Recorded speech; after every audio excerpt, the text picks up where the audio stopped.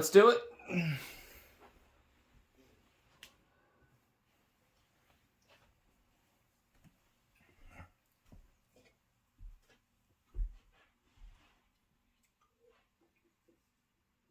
All right.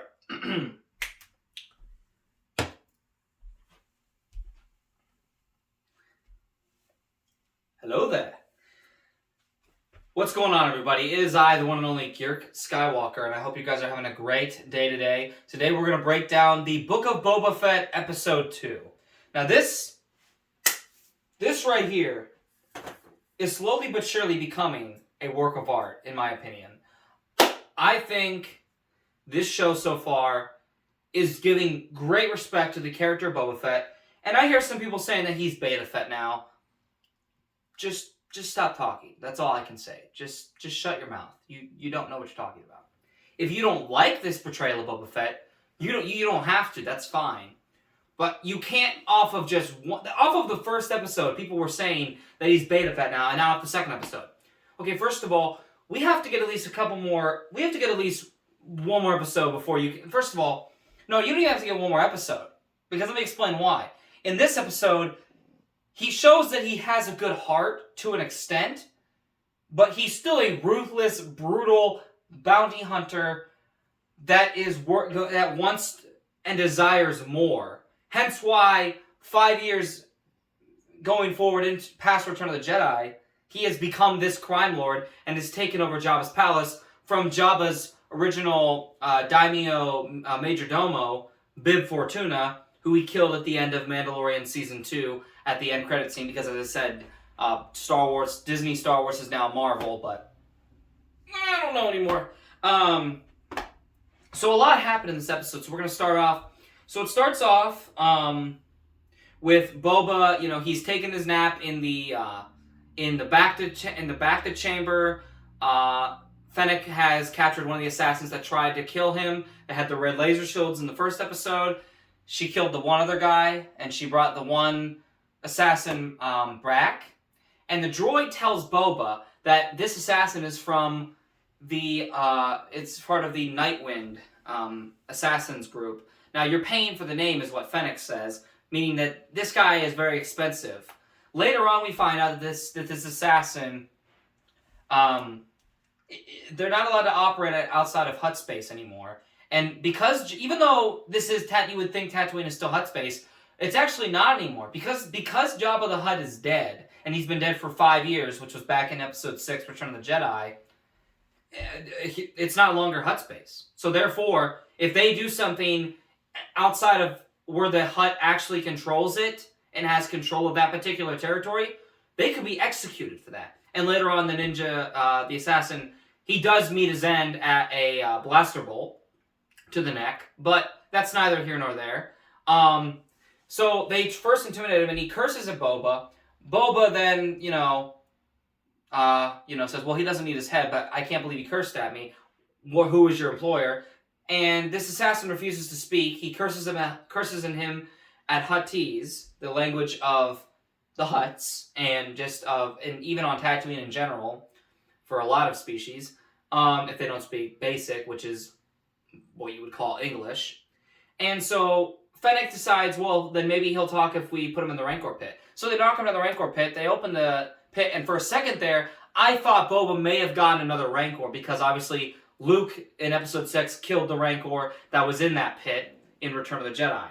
But that Rancor has since long been dead. So I assumed maybe we would see a Rancor, and then it's empty, and they're playing him. And as they're playing him, as the door opens up, he's like, okay, the mayor sent me. Let me out. And the next thing you know, they're like, it's empty. And now they know where to go. They go to the mayor's office. That same Twi'lek who is the major domo representative of the mayor, that was very proper and put on this fake bureaucratic show of like, apologies. I bring you the mayor's heartfelt welcome. So that guy is back again, and Boba just pushes right through the door when the guy tries to stop him, and he's like, "This is a restricted area." And then he's like, "I'm sorry, Mayor." He came through because Boba doesn't give a crap. Boba's going to do what he wants to do and what he needs to, because he is a legend.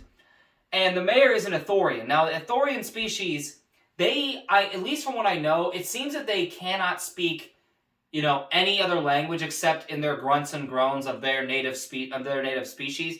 They speak through their necks. They have these open, I guess you would call them like openings in their necks, and that's what they speak out of. Now it's all in so they have these voice boxes that are attached to the back of their necks. And that's how they're able to communicate and speak the universal basic, which is what we would call English on Earth. And so he says to Boba, before you make assumptions, why don't you really find out who really sent the Night Wind? And the assassin is killed, and he tells him to go and speak with Garsa Fwip, who is the beautiful Twi'lek woman that ran that cantina that Boba Fett and that looks kind of like a hybrid of Mos Eisley and the casinos from Canto Bight in The Last Jedi.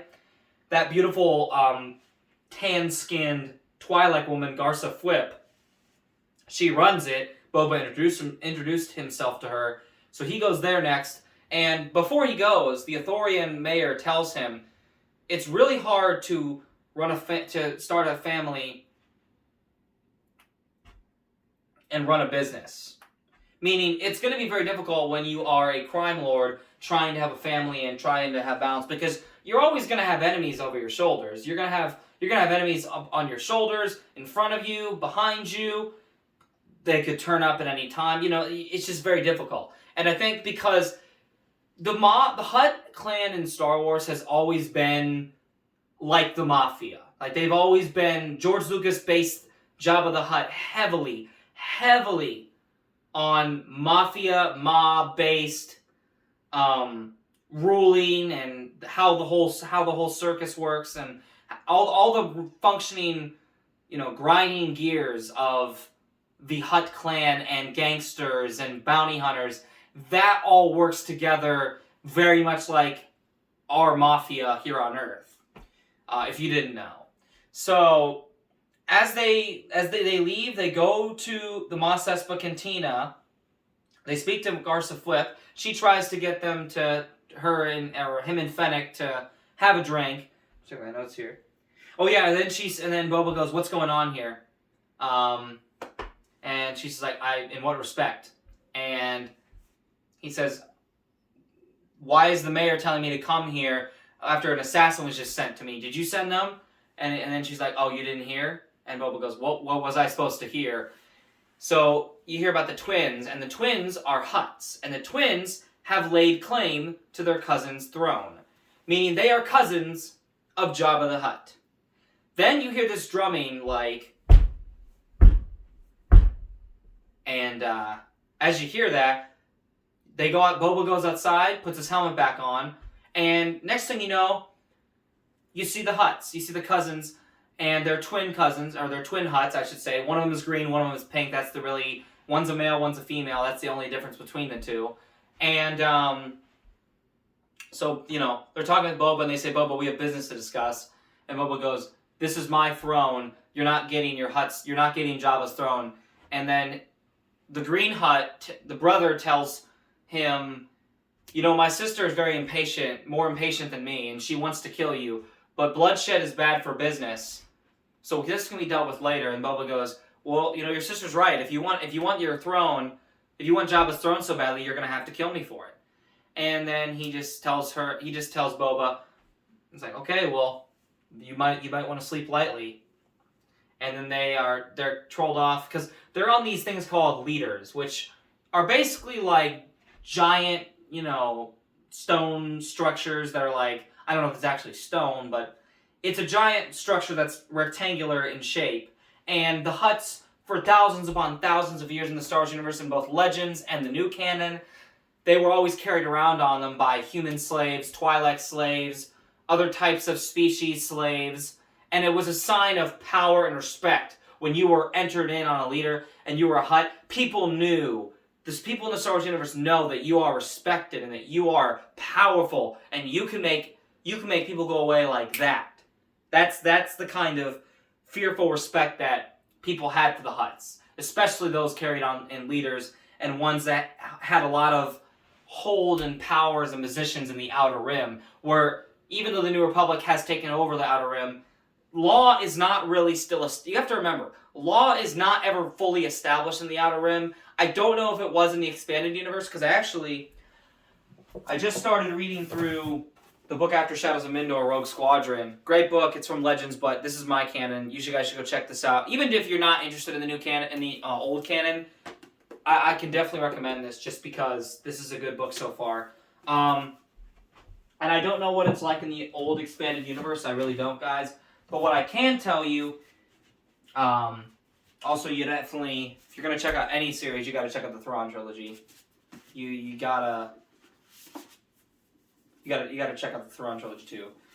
This is just me being me, because I like to show off my Star Wars stuff. Anyway, there goes Phantom Menace. All right, so anyway, let's get back to the review breakdown. So anyway, Boba is very uncertain that this is going to get resolved. He goes back to the palace. I'm sure he takes care of a few other things. He goes to sleep, and then we get back to flashbacks of 5 years prior, right after Return of the Jedi, when Boba was rescued by the Tuskens. Now he's earned their respect, so now they're teaching him how to fight. He's, being initiated to an extent. And then they get attacked by this train that's going through the Dune Sea, and it kills some of the Tuskens, including a friend of Boba's that, he has to carry and literally throw in the fire. And it was kind of a unique callback to Episode 4, A New Hope, because how the Tuskens are being thrown onto this, literally it's just an open fire. Their bodies are just getting thrown onto it, as is, I guess, just the way the Tuskens dealt with. I don't think they did really burying of the bodies. I don't know. I guess every tribe is different. If there are tribes that do bury, I wouldn't be surprised. I think there are in Kenobi. If you read the Kenobi book from Legends, I believe that Tuskens are buried, but I'm not fully sure. I think they're actually mainly done on funeral pyres, but anyway, I'm getting off track here. Anyway, woo! So, after he drops the bodies, it was a callback to Episode 4 because if you remember, after Luke goes to his homestead and finds that his uncle and aunt have been incinerated to death, and there's nothing left of them but skeletons, he comes back to the Jawa sandcrawler where the Jawas were all killed. Of course, when they die, their bodies literally freaking disappear. And and C-3PO and R2-D2 were throwing their brown hooded garments in the fire. So it was kind of a unique callback to that specifically. It was very, very interesting. To see that. There's another callback a little bit later on here. But Boba basically, he drinks from the black melon, which has milk. I didn't even know what it was called until the end of the episode. But anyway, so he's like, you know what? I gotta go after them. And he also sees 3 or 4 speeder bikes going out that way. And they're actually going towards a place that is from Episode 4, A New Hope, or at least is mentioned in A New Hope by Luke Skywalker. And so Boba begins to talk to the Tuskens and say, listen, I'm going to go out to them. I'm going to stop them. I'll be back by morning. I can track them. And the Tusken's like, you're crazy, man. And then Boba's like, I got this. So Boba heads that way. He begins to track them. And we can assume he's able to track them. He's able to follow them. And I don't know how long it took him to follow them. But basically, the place that they go to is known as Tashi Station. Now, for those that don't know, what is Tashi Station?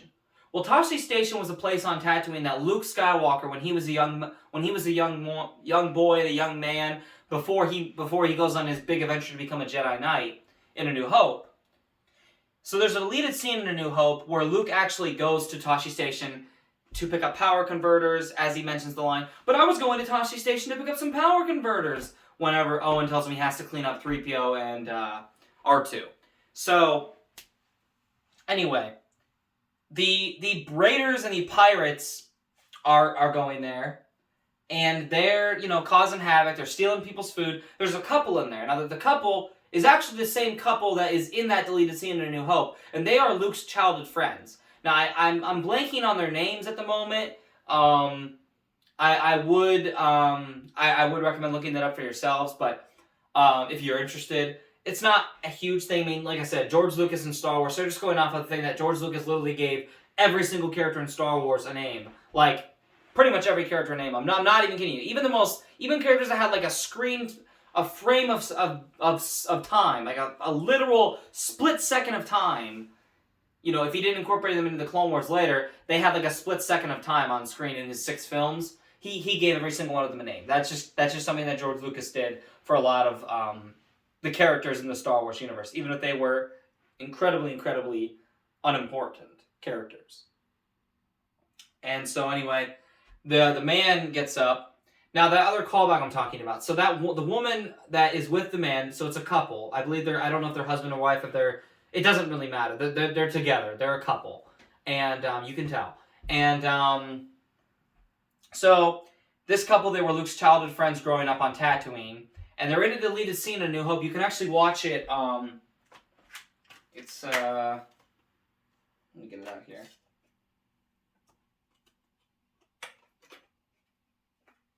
It will be in this episode 4 New Hope bonus disc. This one right here. This is what it would be in. This is exactly what it would be in. So if you have that, or you have, if you have the complete saga, if you have the Star Wars The Complete Saga box set, or if you have episode 4 even if you have episode 4 on Blu-ray, there should be a behind a bonus features disc that comes with the deleted scene from A New Hope. So that would be where you want to check it out.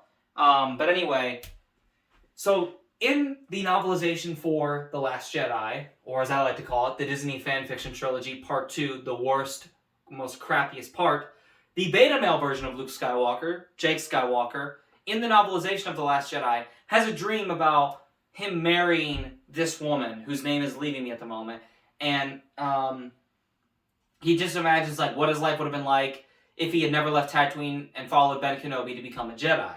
And he imagines marrying this woman and living as a moisture farmer and all that. Whatever else, I don't know. I have no desire to read that novel, but I will give credit out to shout out to Star Wars Theory. Go subscribe to his channel because though that lore and information comes from comes from the Last Jedi novelization of the film, but it was covered in Star Wars Theory's breakdown. Go check out his breakdown. He's a great guy, great YouTuber. Go check him out, and go subscribe to him, definitely. He's got a lot of good videos, a lot better than what I can do. But again, I got some great plans for the channel, guys. And one more thing before I get back to the breakdown. The LEGO videos are getting moved back to April. So in April, I will start doing LEGO videos, and they're going to go all the way through September, along with the new Star Wars series that are coming out, including this show, Kenobi, Andor. All of that is going to be covered, along with the new Marvel shows that are coming out, or other seasons of Marvel shows. I'm going to be covering those as well. I don't know if I'm going to create another channel for that. I will let you guys know at a later point. But for now, let's go ahead and finish this review. So they start beating on the human couple that were Luke's childhood friends growing up. And next thing you know, they start like Bible baiting and shocking the man because he stands up and said, "This is not right. You can't just be in here stealing people's drinks and food." They're beating on him. Then Boba enters the door silently, but he enters. They go to start beating him, the Raiders do, and Boba literally just kicks absolute butt. He kills one of them, beats the living fire out of the other ones, and throws one of them through a window. Yeah. And this is all done when he's in a white tunic. He's still messed up from the Starlight Pit. He's still got burns and everything all over his face. Yeah. Boba's a legend. Boba Fett and Jango Fett are legends, and they always will be. Granted, we don't get to see Jango Fett's potential except for the comics and the Bounty Hunter video game from the PlayStation 2. However, he is the original, and without him, we wouldn't have Boba Fett, nor would we have the Clone Army. But granted, if we never got Boba Fett, we probably wouldn't have gotten the Mandalorians, or his father Jango Fett, or the clones. So, Boba Fett is, an important character, obviously, because he technically, by the order of release, is the original, even though, canonically speaking, he's not the original Fett. It's his father, Jango. So Boba then, takes a drink like this, drops it down, and leaves the cantina.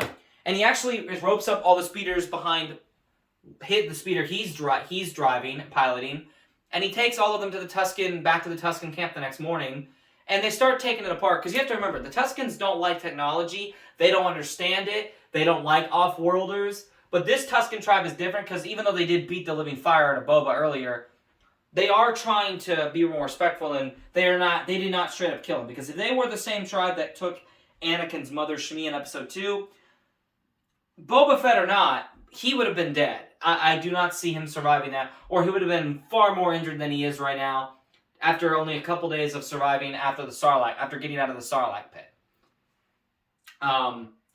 So anyway, he tells the Tusken Chief, we're gonna raid that train next time it comes around. And they do just that. He teaches them how to ride on the speeder bikes, and he goes like a bantha. And he teaches them how to do it. He teaches them how to jump onto one speeder bike to another, so that way in case they had to transfer off from one to another, they can do that. And he also teaches them, how to do all of that. They set up positions in their part of the Dune Sea. The train comes through. They start opening fire. They start killing. They get killed. A few Tuskens get killed themselves. Boba and one other Tusken that actually trained him with how to use a gaffy stick. He goes with him. He's on back to Boba's speeder. They get there. They start kicking butt. Boba and the Tusken that was training him with the gaffy stick. They get their speeder almost is about to be destroyed, and next thing you know, they jump off of it just in the nick of time because Boba uses a grapple, hooks it to the train, and jumps on the train. And who this is the Pike Syndicate that is doing this murdering of Tuskens. Because if you don't know who the Pike Syndicate are, they're a powerful crime syndicate that was once under the Phantom Menace himself, Darth Maul, and then they were under Han Solo's. Then they eventually went under Han Solo's former love, Kira, who he grew up with on Corellia, which of course that story is seen in Solo: A Star Wars Story. Check it out. It's not a bad one. Not the best one, but it's not the bad one. It's not a bad one either. Anyway, so they sell spice. They're part of Darth Maul's shadow contingency of crime syndicates, which includes Pikes, Black Sun, Crimson Dawn, which was what Kira eventually took over in Solo: A Star Wars Story. And there's a couple other ones, I believe, too, that may or may not have been added. I'm not entirely sure. I just know the big three are Pike Syndicate, Black Sun, and Crimson Dawn. That's what I can tell you. Black Sun goes all the way back to the old Star Wars canon from the Shadows of the Empire comics, which takes place after 5 and before Episode 6. And there's also an N64 video game that was very popular called Star Wars Shadows of the Empire. Check it out if you haven't already. It's a great game. It's an oldie but a goodie. Just hear me out in that regard. Anyway, so they managed to stop the train, but not before Boba has to destroy the ship, or destroy the controls and pretty much stop it from moving. He tells the Pike Syndicate, you're selling spice, aren't you? And they try to play dumb with him, and then of course they show him the spice, and he goes like, yeah, it looks like that. Don't play dumb with me. I'm not here to play around. So from now on, you will pay the Tuskens a toll every time you decide to use these lands, because they have claimed ancestral claim to the Dune Sea. Also, you're going to go back to your supervisors and you're going to tell them what the deals are, what our terms and conditions are, and you're going to walk all the way to Anchorhead from here, and you will be under the protection of the Tuskens. And then they said, well, we're gonna dehydrate. We're gonna die without our water. And then he goes like, you'll each be given a black melon, and you will live on its milk as these people do. Literally, Boba is talking in biblical terms, in my opinion. It just sounds like a Bible story, like, here's what you're going to do. You're going to do this, this, and that. And it's in a certain wording. I don't know. It just, correct me if I'm wrong, but that right there, like when he says, you will each take a black melon, you will live on its milk as its people do. Like, that just, the way he's just talking there, it just kind of has a biblical alliteration and like just a feeling to it. And obviously Star Wars is based on a lot of different types of religions, especially Christianity, Buddhism,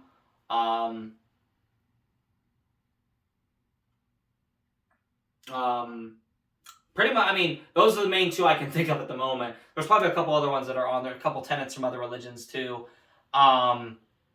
Anyway, the Tuskens break open the water from the water tank. It's that's on the side of the Pike Syndicate's spice cartel drug train, and they get water because again the Tuskens, they don't have water. They don't get to have water, and this is the first time they get to have water in a long time.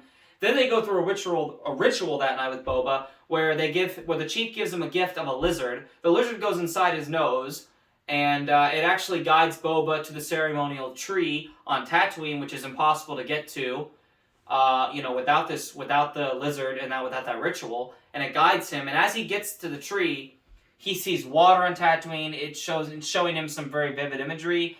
He's also just fighting his inner demons in his past. And what's really interesting about this is, he gets there, and then we get a flashback scene, which was digitally created of Episode 2 with, or at least before Episode 2, with Boba running down the halls of Kamino as a young boy, and they digitally imaged young Boba Fett's actor Daniel Logan as his father Jango Fett takes the slave one off for business, because Jango was always doing business, and then he would come back to Kamino if they needed his DNA or to help train any of the clones. That was his job. Or pretty much he just had to state that was part of his condition if they needed any extra DNA samples from him or whatever, just to study templates and DNA and all that good stuff. But it was really cool to see that scene, to see Kamino again. I think it's always cool when you get to see Kamino, especially given the Bad Batch and all that's happened there in the end of an era there with the prequels. And then you see Boba getting strangled by the tree, and then it shows the Sarlacc pit tentacles, and Boba again being stuck inside the Sarlacc pit as he deals with that trauma. And then he breaks off a stick, and next thing you know, he's coming back the next morning with a tree with a stick from a tree that is going to be turned into his own gaffy stick. And then he takes it to the guy, to this guy that makes the gaffy sticks for the tribe, and he shows Boba how to do it. And that was a cool scene.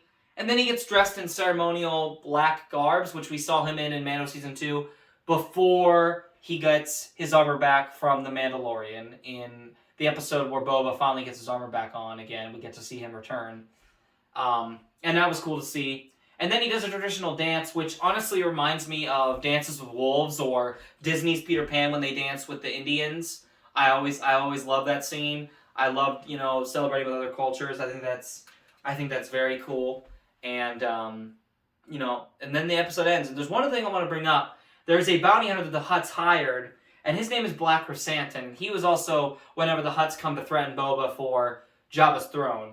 And now, if you don't know who Black Chrysanthemum is, I'm sure most of you don't. But if you do, well, I'm going to just remind you.